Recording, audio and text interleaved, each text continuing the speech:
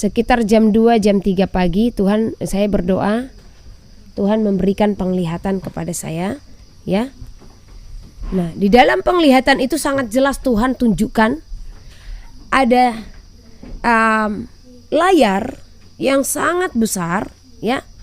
Nah, di dalam layar yang sangat besar itu ada jejeran manusia berbaris-baris, ya. Janganlah takut, sebab aku menyertai engkau. Janganlah bimbang, sebab aku ini Allahmu. Aku akan meneguhkan, bahkan akan menolong engkau. Aku akan memegang engkau dengan tangan kananku yang membawa kemenangan. Edukasi rohani. Di waktu melihat layar itu, ya, saya melihat orang-orang diperlihatkan akan segala perbuatan-perbuatan mereka. Saya tahu itu adalah masa penghakiman, ya. Saya tahu itu adalah masa yang sangat sulit yang dihadapi setiap manusia.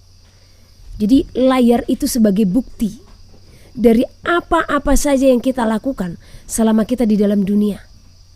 Jadi saya melihat orang-orang yang berdiri itu dengan pakaian, sebenarnya tidak pakai pakaiannya tapi tertutup, ya. Mereka tidak pakai pakaian tapi kelihatan tertutup, ya.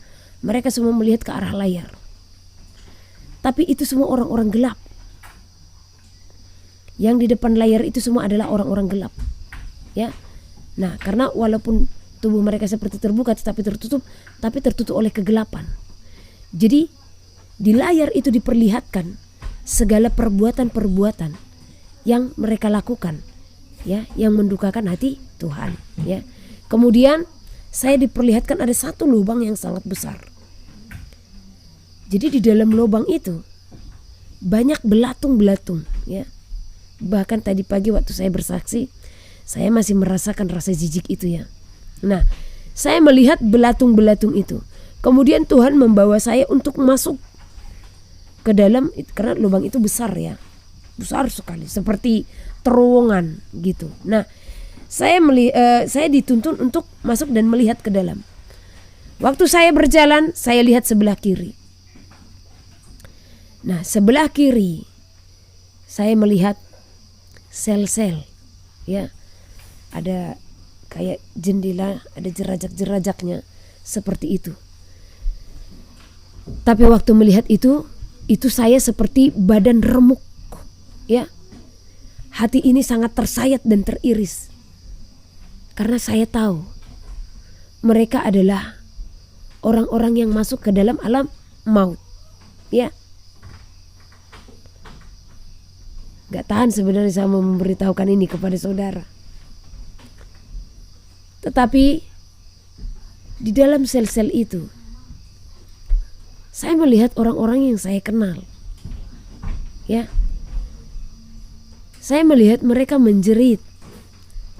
Saya melihat mereka minta tolong.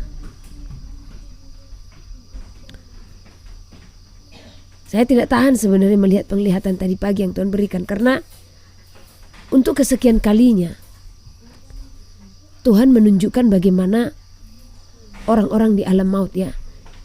Sebenarnya dari semua penglihatan,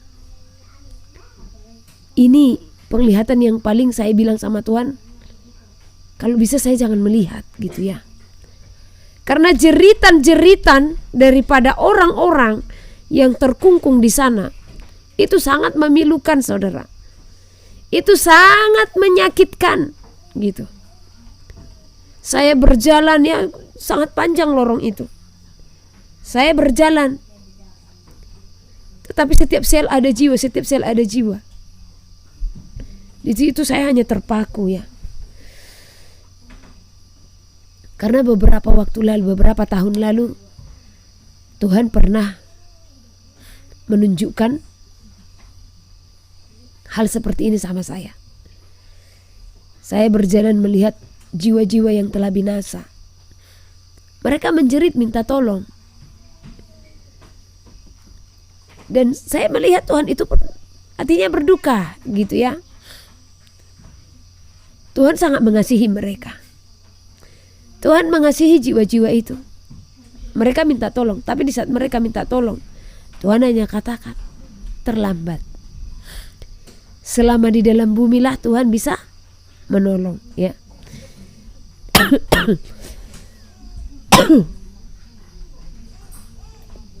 Jadi tadi pun waktu dini hari saya diperlihatkan kembali tulang saya rasanya remuk, ya.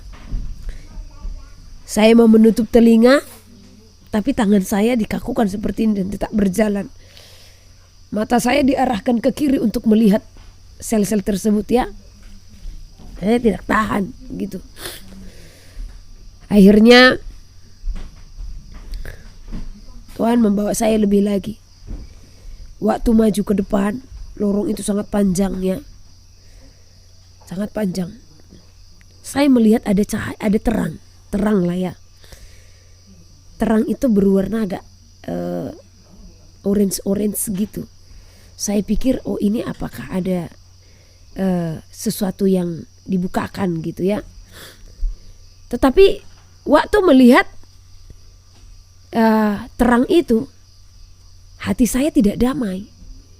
Semakin saya mendekat, saya melihat setelah sampai di ujung lorong, ternyata itu adalah lautan api. Itu yang mengeluarkan terang tadi, cahaya itu, ya. Jadi itu hanya keluar dari api, lautan api. Dan saya mendengarkan suara Tuhan berfirman, anakku, iblis belum mencapai api itu. Karena kelak di saat penghakiman tiba,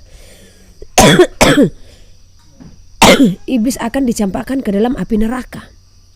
Bersama dengan siapa? Orang-orang yang ada di sel-sel tadi.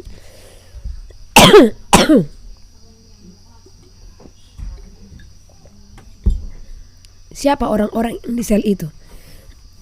Mohon maaf ya, gatal.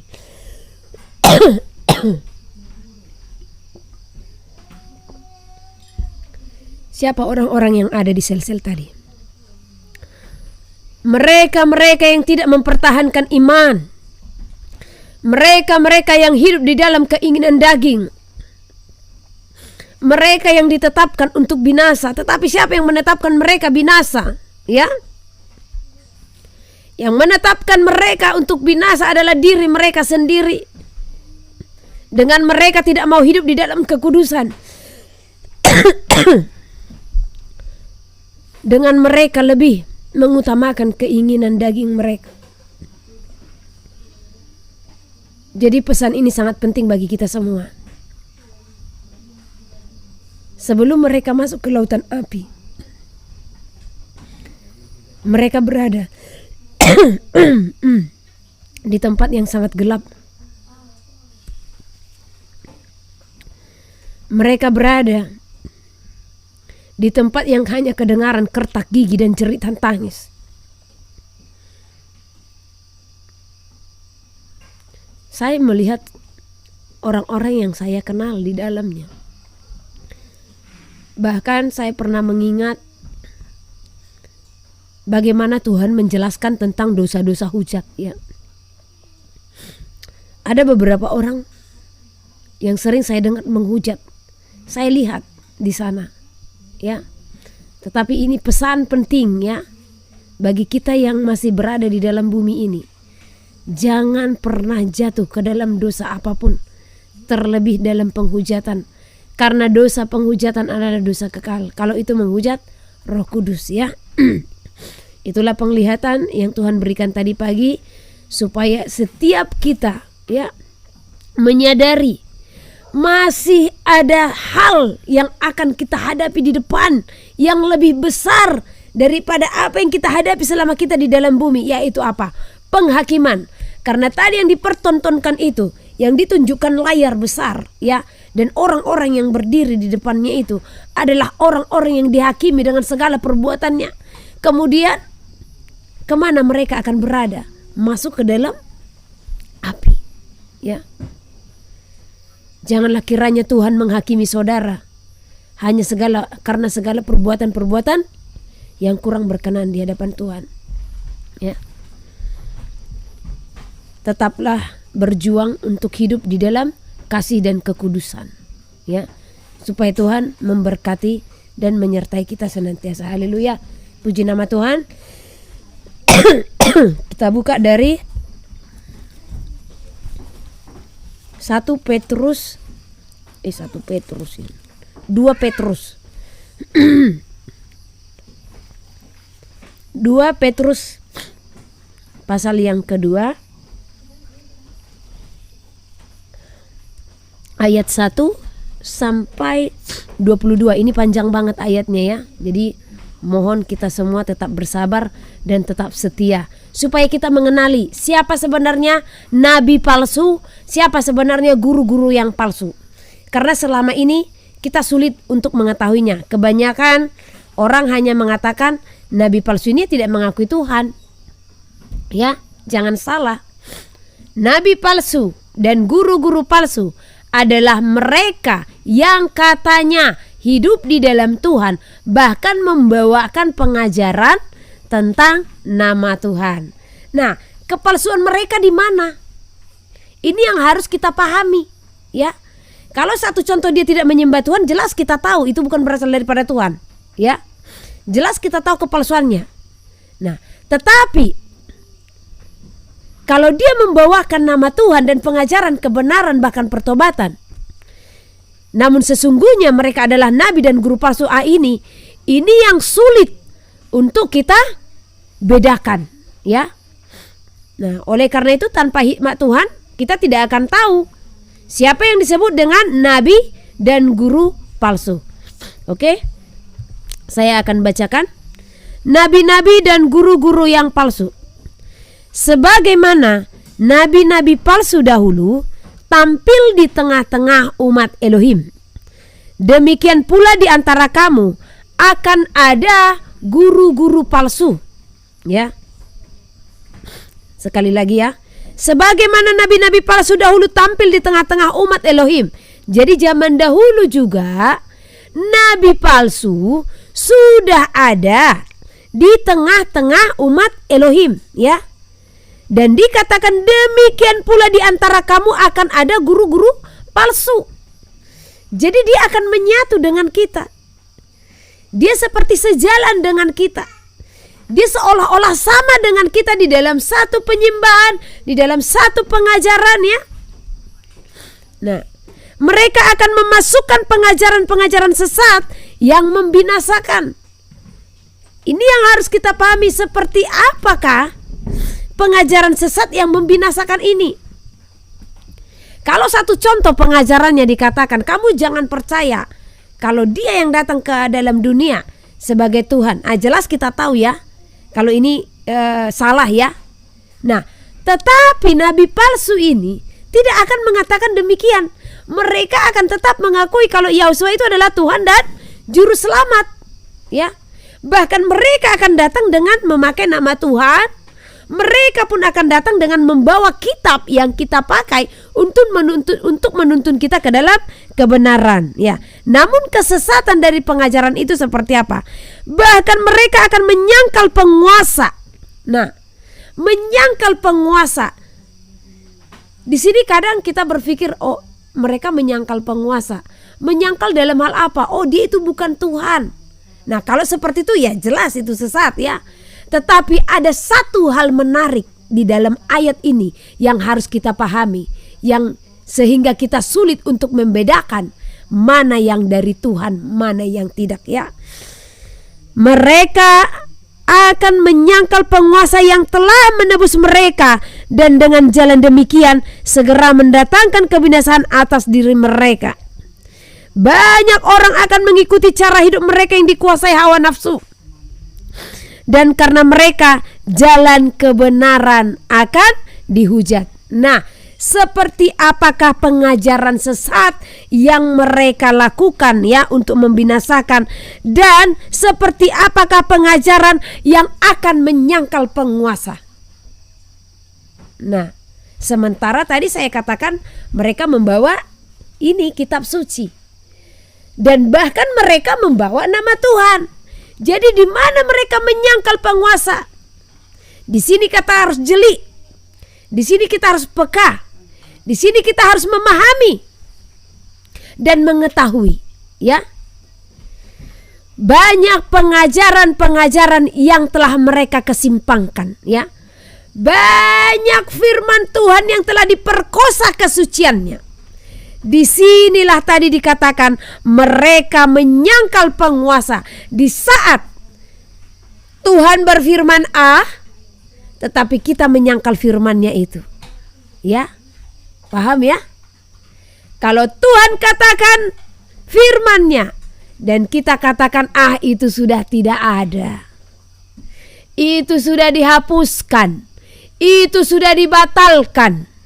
Di saat Tuhan katakan ingat dan kuduskanlah hari Sabat, tetapi kita menyangkalnya, ya sudahlah, bebas kita mau beribadah hari apa saja.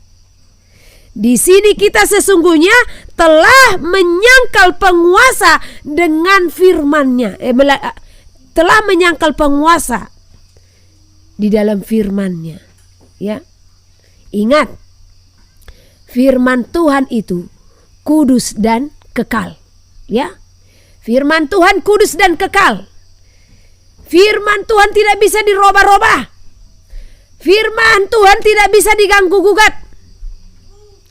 Firman Tuhan tidak bisa dikurang-kurangi atau ditambah-tambahi. Tetapi yang ada di akhir zaman, banyak yang mengurang-urangi kebenaran firman Tuhan, bahkan menambah-nambahin, ya. Hanya untuk apa? Kepentingan mereka. Hanya untuk hasrat mereka, ya. Mereka takut untuk menyampaikan kebenaran yang sejati. Takut jemaatnya pergi, iya kan? Takut jemaatnya undur satu persatu. Takut untuk menyampaikan kebenaran. Jadi ingat, di sini menyangkal penguasa, yaitu menyangkal firman-Nya. Di saat Tuhan sudah melarang dan kita juga melakukan. Nah, dengan dalih akan sudah ada tertulis seperti ini. Tuhan tidak akan pernah itu membatalkan segala firman-Nya. Inilah yang menjadi penyesatan-penyesatan besar yang telah terjadi di akhir zaman. Dan inilah yang Roh Kudus singkapkan. Supaya apa? Supaya kita tetap maju, supaya kita berjalan dalam kebenaran firman Tuhan. Sebab Tuhan hendak datang. Dia akan datang di dalam segala kemuliaan-Nya. Dan dia akan datang untuk menjemput para mempelainya. Tetapi siapa yang akan dijemput? Siapa yang akan Tuhan nyatakan sebagai mempelainya? Adalah mereka yang setia melakukan semua hukum-hukum Tuhan. Mereka yang setia melakukan segala perintah Tuhan. Kan ada tertulis segala, ya, semua perintah. Jadi tidak ada yang diabaikan satupun. Semua perintah itu, segala perintah itu harus dilakukan. Karena melalui perintah-perintah hukum dan ketetapan Tuhanlah kita berjalan seturut kehendak Tuhan. Ingat, bukan setiap orang yang berseru-seru Tuhan, Tuhan yang akan masuk ke dalam kerajaan sorga. Tetapi siapa yang masuk ke dalam kerajaannya? Yang melakukan kehendak Tuhan. Apa-apa saja kehendak Tuhan ini? Ya di sini tertulis semua. Apa yang Tuhan kehendaki darimu, dari saudara dan saya, tertulis semua, ya. Nah, oleh karena itu pentingnya bagi kita untuk membaca firman Tuhan supaya kita tahu apa yang pantas kita perbuat, apa yang tidak. Ingat, manusia mengajar itu terbatas.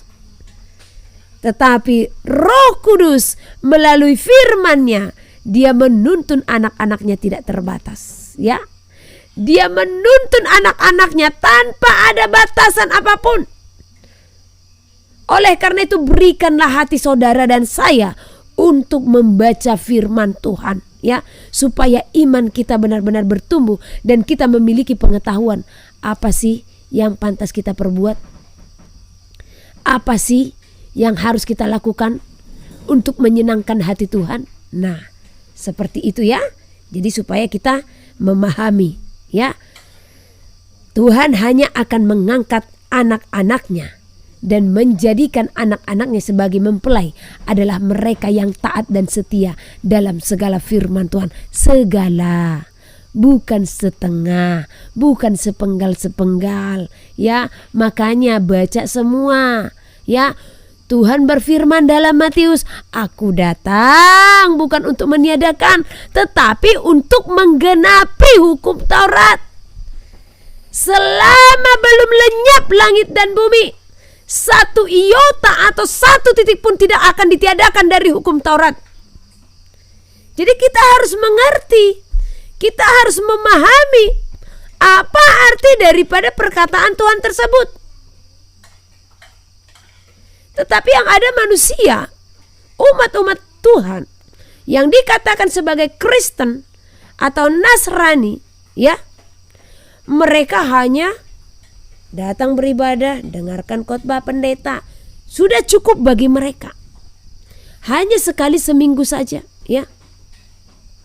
Nah, yang Tuhan mau setiap hari kita harus makan kebenaran firman Tuhan. Amin. Ya. Jadi jangan hari ini saudara beribadah, ya, besok udah tutup deh Alkitabnya. Seminggu lagi, ya, datang lagi ke gereja, buka lagi. Bagaimana iman saudara bisa bertumbuh? Bagaimana saudara bisa membedakan mana yang dari Tuhan, mana yang tidak? Ya. Jadi pengetahuan kita akan tumpul kalau cara persekutuan kita seperti itu. Tetapi pengetahuan kita akan tajam di saat kita memiliki apa? Pedang roh. Pedang roh itu apa? Firman Tuhan. Jadi kita bisa menyikapi menghadapi segala sesuatu karena kita memiliki pedang roh, ya. Haleluya. Kita lanjut. Banyak orang akan mengikuti cara hidup mereka yang dikuasai hawa nafsu. Dan karena mereka jalan kebenaran akan dihujat. Karena mereka. Karena siapa? Karena nabi-nabi palsu dan guru-guru palsu ini banyak jalan kebenaran yang dihujat. Kenapa? Saya katakan demikian, ya. Orang-orang yang dinyatakan sebagai nabi atau guru palsu adalah yang lebih menjaga hati manusia daripada hati Tuhan. Sehingga kalau ada kebenaran yang kelihatan ekstrim, ya. Nah, di saat kebenaran itu diberitakan, maka mereka inilah yang akan menghalangi jalan kebenaran tadi. Enggak kok. Bisa kok. Satu contoh, ya. Saya berikan contoh nyata tentang pernikahan karena perceraian, ya. Saya ingat beberapa tahun lalu ada pernah datang ke tempat kita, ya, rumah doa. Mereka minta dinikahkan. Jadi saudaranya ini yang meminta. Saya tanya statusnya. Status pernikahan mereka gimana? Ternyata si laki-laki sudah pernah menikah dan telah bercerai. Saya katakan, oh maaf, di tempat ini tidak akan menikahkan pernikahan oleh karena perceraian. Sebab pernikahan seperti ini adalah jinah di hadapan Tuhan. Saat itu mereka menawarkan, tolonglah Bu, berapapun yang ibu mau, apa yang ibu perlukan kami berikan, katanya. Tapi nikahkanlah mereka. Saya tetap katakan tidak, ya. Karena iman kita bukanlah iman suap. Ini teman baik saya yang menghantarkan. Jadi yang mau menikah ini ponakannya kali, ya. Ponakannya atau siapa? Oh, ponakan apa sepupunya lah, kira-kira seperti itu, ya. Tapi saya tetap katakan tidak, mohon maaf. Kok kamu gitu sih, katanya gitu. Ya saya tidak akan mau menikahkan, bahkan kamu sendiri jangan dukung hubungan itu. Karena nanti Tuhan menuntut pertanggungjawaban atas nyawanya daripadamu, saya bilang. Ya. Nah, tetapi banyak gereja-gereja di akhir zaman ini, ya, yang menikahkan pernikahan seperti ini hanya karena apa? Hawa nafsu, keserakahan, hasrat, sehingga mereka, ya, menutup jalan kebenaran itu, bahkan menghujat, ya. Di saat seseorang menyampaikan, oh itu tidak benar, Jangan pernah menikahkan orang yang seperti itu pernikahannya. Nah si pendeta itu, palsu itu. Bisa kok, orang istrinya sudah menikah kok, iya kan? Nah istrinya kan sudah berzina, jadi ya bisa dia menikah lagi. Sehingga si nabi palsu ini pun menghujat kebenaran, ya. Jadi hati-hati. Yang seperti inilah yang dikatakan sebagai nabi dan guru palsu. Membenarkan atau menghalalkan apa yang salah. Sehingga disinilah mereka menyangkal penguasa. Karena dengan menikahkan orang yang pernah menikah dan bercerai, ya, dan mereka menikahkannya di dalam gereja, maka mereka telah menyangkal penguasa yang mengatakan tidak ada pernikahan karena perceraian, sebab pernikahan seperti itu adalah zina. Nah, bisa paham kan? Jadi di saat menghalalkan segala sesuatu, namun segala sesuatu itu bertentangan dengan firman, seperti inilah dikatakan guru palsu. Hanya karena apa? Uang. Hanya karena keinginan, ya. Kadang sudah melihat ya jemaatnya salah, tapi jemaatnya ini merupakan donatur, ya kan? Tidak berani menegur kesalahan, ya. Saya pernah beribadah di satu tempat.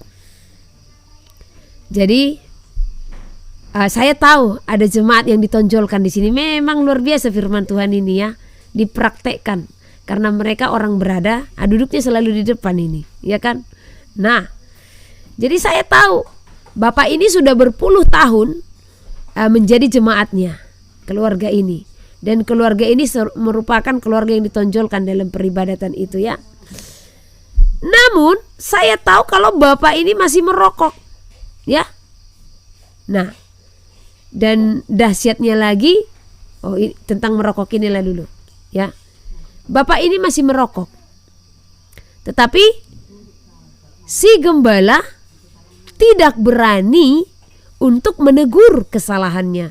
Bahkan dia selalu duduk di depan, ya. Berpuluh-puluh tahun loh jadi jemaatnya, tetapi tidak melepaskan segala dosa.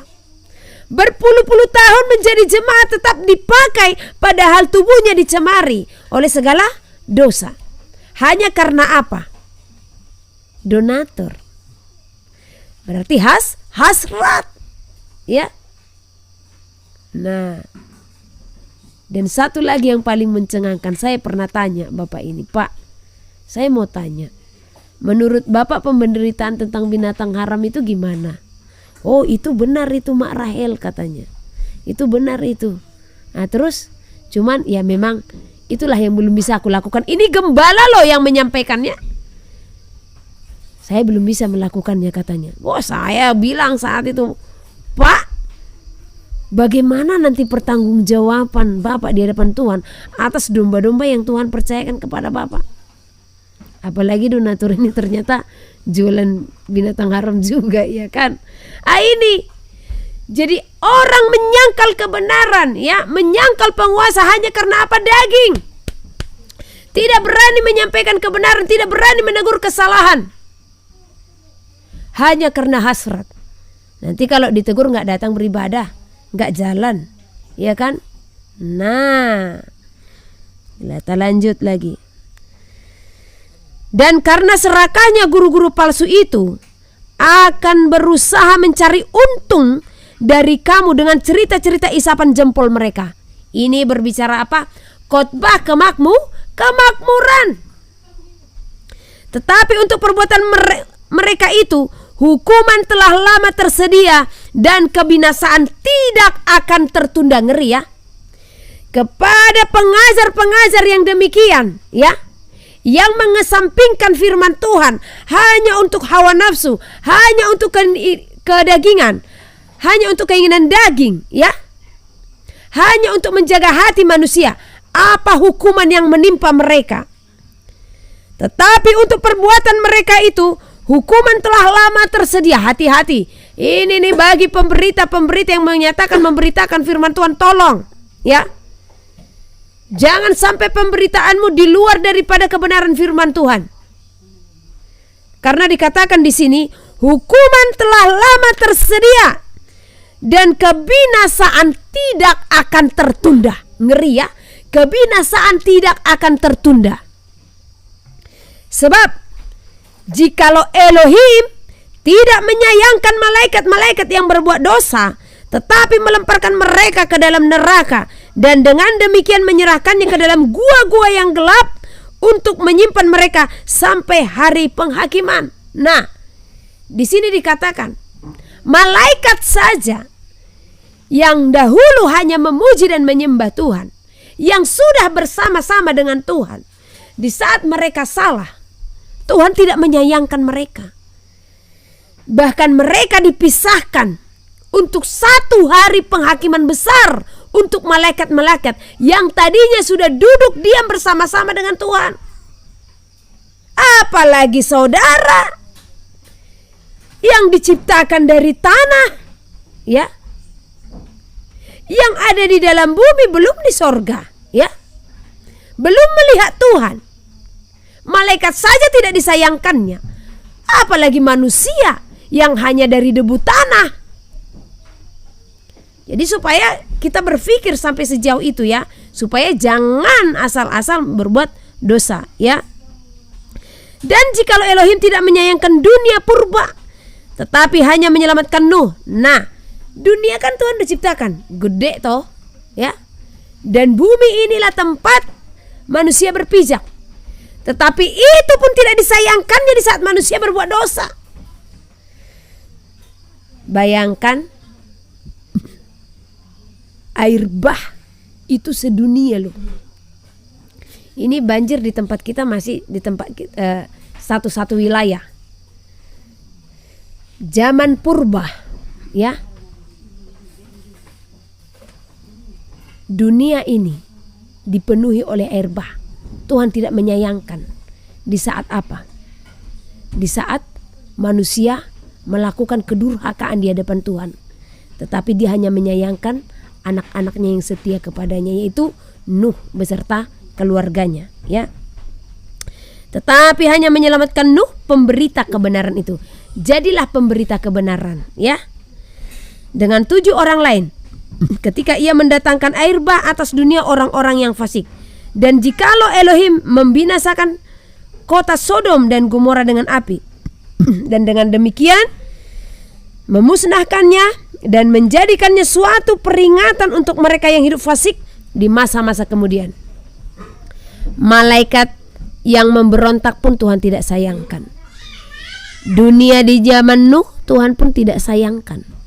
Sodom Gomora pun Tuhan tidak sayangkan ya. Terlebih manusia yang hidup di dalam kefasikan ya.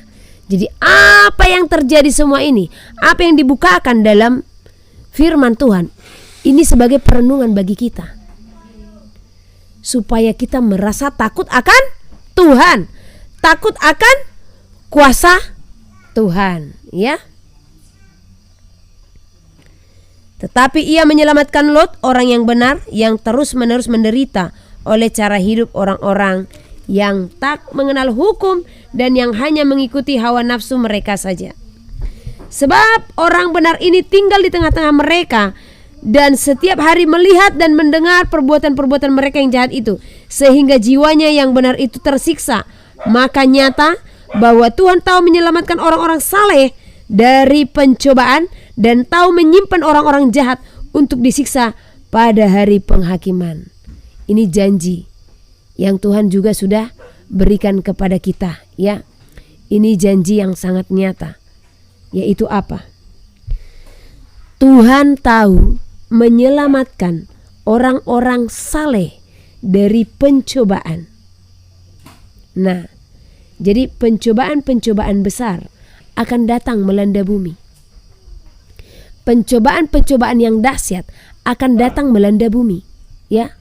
Tetapi percaya, Tuhan tahu menyimpan orang-orang saleh dari pencobaan, dan tahu menyimpan orang-orang jahat untuk disiksa pada hari penghakiman. Oleh karena itu, jauhkanlah dirimu dari segala kejahatan, karena Tuhan tahu menyimpan orang-orang jahat untuk masa penghakiman nanti. Itulah tadi yang saya lihat, yang dipertunjukkan layar, ya, di mana di depannya banyak orang-orang berbaris di dalam kegelapan, ya. Mereka dipertontonkan segala perbuatan-perbuatan yang mereka lakukan selama mereka ada di dalam bumi. Terutama mereka yang menuruti hawa nafsunya karena ingin mencemarkan diri dan yang menghina pemerintahan Elohim, ya. Dengan kita menyangkal firman Tuhan, kita menghina pemerintahan Elohim, ya. Oleh karena itu jangan pernah menyangkal firman Tuhan, tetapi setialah di dalam segala firman-Nya. Mereka begitu berani dan angkuh sehingga tidak segan-segan menghujat kemuliaan. Padahal malaikat-malaikat sendiri yang sekalipun lebih kuat dan lebih berkuasa daripada mereka tidak memakai kata-kata hujat kalau malaikat-malaikat menuntut hukuman atas mereka di hadapan Elohim, ya. Malaikat-malaikat pun tahu, ya, kesalahan-kesalahan. Mereka pun tidak suka dengan segala pemberontakan. Tetapi malaikat pun tidak akan pernah memakai kata hujat untuk apa yang merupakan pemberontakan yang mereka lihat dan mereka ketahui, ya. Sekalipun sebenarnya mereka menuntut hukuman atas kesalahan tadi di hadapan Elohim, ya. Tapi kalau untuk menghakimi, untuk menghujat, mereka tidak akan mau. Tetapi nabi palsu dan guru-guru palsu tersebut, mereka begitu berani dan angkuh sehingga mereka tidak segan-segan menghujat kemuliaan. Seperti apa menghujat kemuliaan? Banyak pekerjaan-pekerjaan Tuhan yang Tuhan telah kerjakan di akhir zaman, yang menyingkapkan kepada kita hal-hal yang rahasia akan kerajaan-kerajaan sorga, ya. Nah, tetapi di saat pemberitaan-pemberitaan itu dibukakan, nabi-nabi palsu dan guru-guru palsu menganggap ini suatu hama bagi mereka yang akan mengganggu pekerjaan yang mereka sedang kerjakan, ya. Sehingga mereka dengan angkuhnya, mereka dengan beraninya menghujat kemuliaan Tuhan yang Tuhan telah nyatakan melalui anak-anak pilihannya untuk menyampaikan segala hal-hal yang akan datang. Mereka inilah yang disebut sebagai nabi dan guru palsu, ya. Mereka yang menolak kebenaran, mereka yang menghujat kebenaran hanya karena hawa nafsu. Sama seperti yang dilakukan oleh ahli Taurat dan orang Farisi, ya. Mereka menghujat kebenaran. Di saat hari-hari terakhir Tuhan menyampaikan kebenaran yang mutlak daripada surganya, itu sangat bertentangan dengan daging mereka. Sesungguhnya para ahli Taurat memiliki keirian, ya. Nah, dan Pontius Pilatus tahu kalau mereka iri, makanya mereka menyalibkan Tuhan Yahusua. Nabi-nabi palsu dan guru-guru palsu juga mengetahui, ya, apa yang ada di dalam diri seseorang di dalam pemakaian Tuhan. Tetapi karena keirian, mereka berani untuk menghujat. Mereka berani untuk mencela kemuliaan Tuhan yang Tuhan nyatakan kepada orang-orang pilihannya. Jadi kalau kita melihat ada orang-orang yang Tuhan pakai, ya, yang dihujat beberapa hamba Tuhan, doakan. Saudara pasti akan tahu. Saudara pasti akan Tuhan bukakan siapa yang benar. Apakah yang menghujat itu ataukah yang dihujat, ya? Apalagi di akhir zaman, pekerjaan-pekerjaan atau karunia-karunia roh yang Tuhan nyatakan dalam kemuliaannya, ini banyak dihujat, banyak ditolak, ya. Akan banyak ditolak, ya.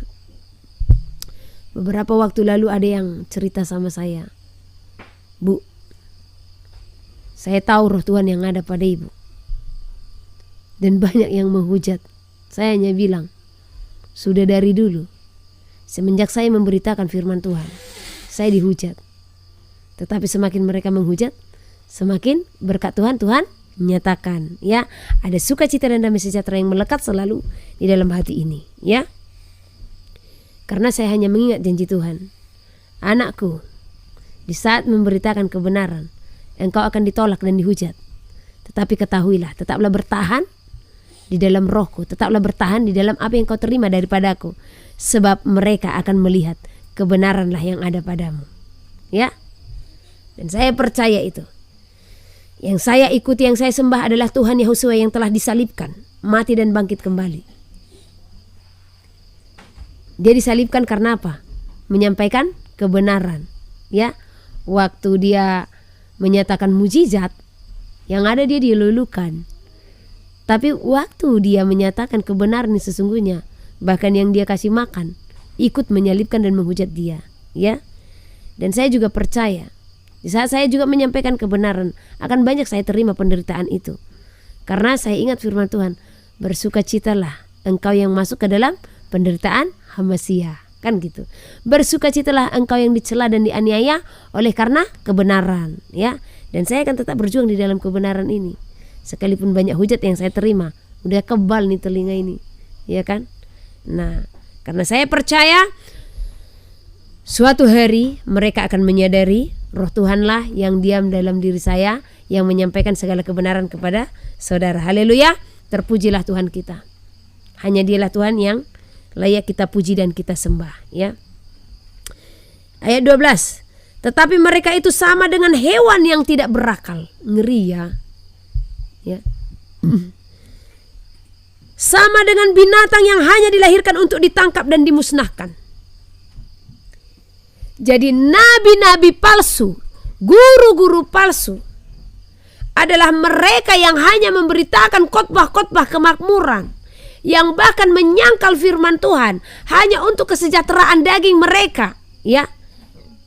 Yang bahkan menyangkal firman Tuhan hanya untuk menjaga hati manusia. Mereka ini dikatakan seperti apa? Mereka sama dengan hewan yang tidak berakal. Sama dengan binatang yang hanya dilahirkan untuk ditangkap dan dimusnahkan.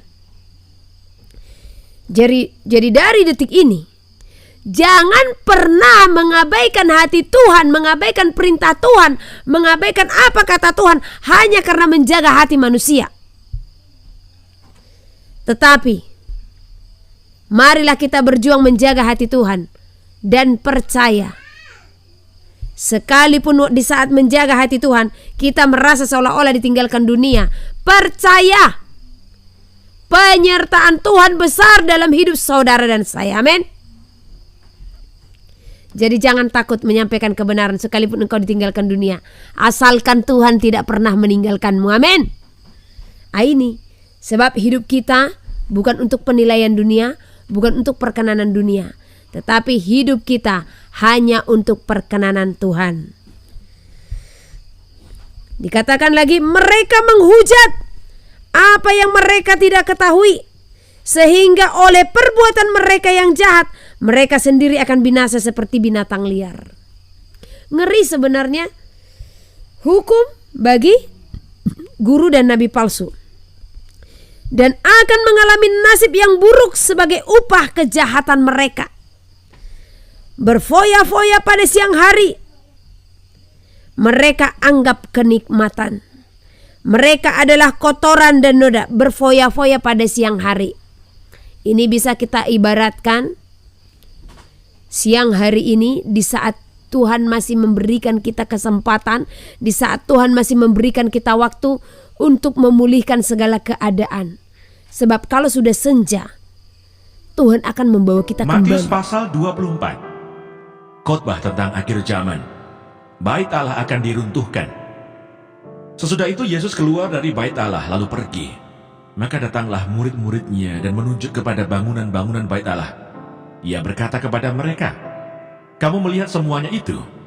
Aku berkata kepadamu, sesungguhnya tidak satu batu pun di sini akan dibiarkan terletak di atas batu yang lain. Semuanya akan diruntuhkan." Permulaan penderitaan. Ketika Yesus duduk di atas Bukit Zaitun, datanglah murid-muridnya kepadanya untuk bercakap-cakap sendirian dengan dia.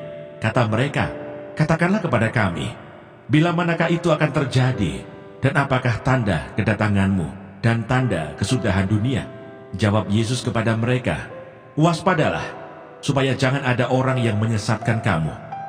Sebab banyak orang akan datang dengan memakai namaku dan berkata, Akulah Mesias, dan mereka akan menyesatkan banyak orang. Kamu akan mendengar deru perang atau kabar-kabar tentang perang.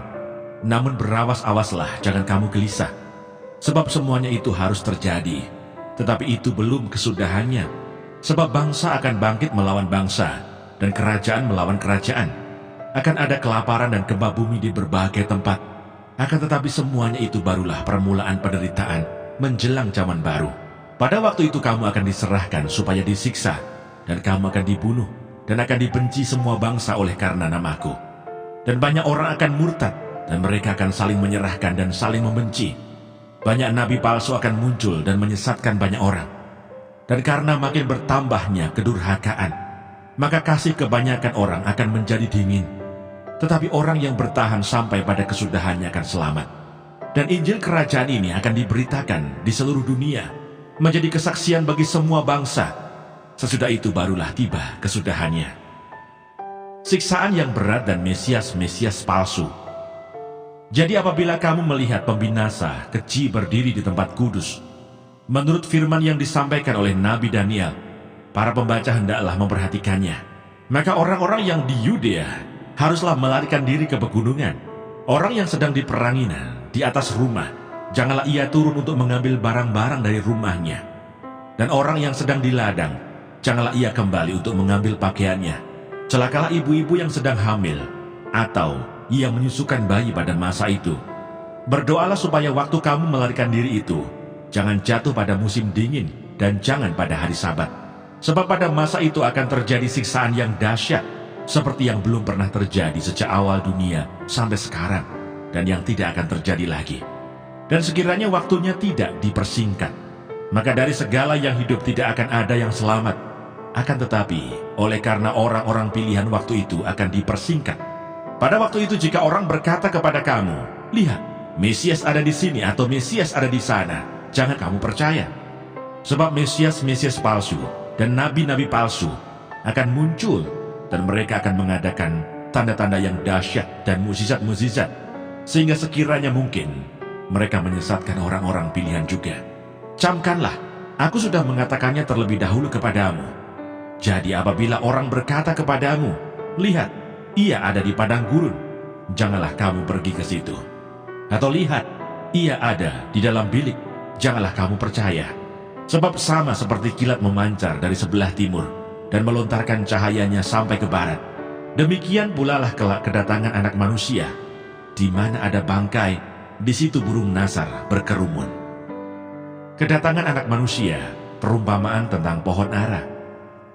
Segera sesudah siksaan pada masa itu, matahari akan menjadi gelap dan bulan tidak bercahaya, dan bintang-bintang akan berjatuhan dari langit, dan kuasa-kuasa langit akan goncang.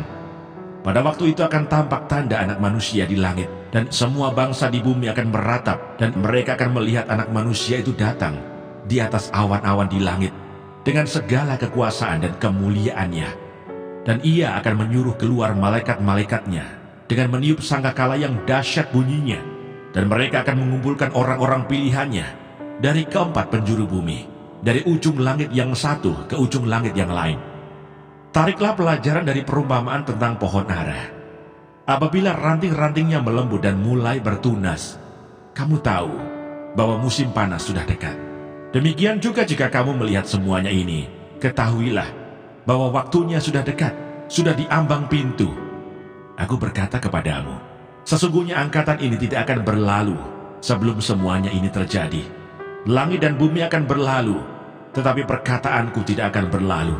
Tetapi tentang hari dan saat itu, tidak seorang pun yang tahu. Malaikat-malaikat di surga tidak, dan anak pun tidak, hanya Bapa sendiri. Nasihat supaya berjaga-jaga. Sebab sebagaimana halnya pada zaman Nuh, demikian pula halnya kelak pada kedatangan Anak Manusia.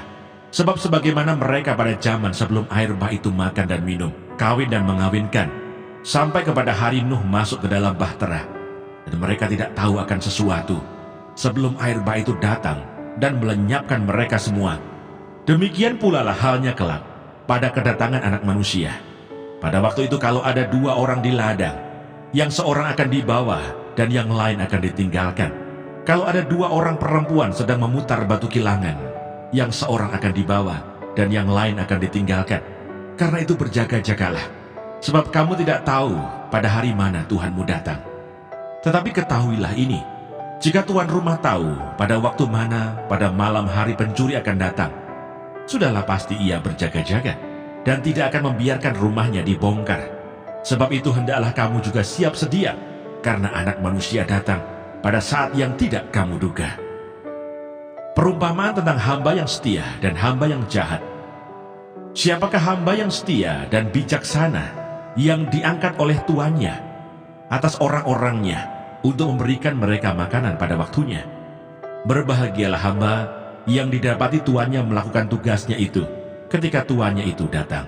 Aku berkata kepadamu, sesungguhnya tuannya itu akan mengangkat dia menjadi pengawas segala miliknya. Akan tetapi apabila hamba itu jahat dan berkata di dalam hatinya, Tuanku tidak datang-datang, lalu ia mulai memukul hamba-hamba lain dan makan minum bersama-sama pemabuk-pemabuk, maka tuan hamba itu akan datang pada hari yang tidak disangkakannya dan pada saat yang tidak diketahuinya, dan akan membunuh dia dan membuat dia senasib dengan orang-orang munafik. Di sanalah akan terdapat ratapan dan kertakan gigi, sebab aku menyertai engkau. Janganlah bimbang, sebab aku ini Allahmu. Aku akan meneguhkan, bahkan akan menolong engkau. Aku akan memegang engkau dengan tangan kananku yang membawa kemenangan. Edukasi rohani.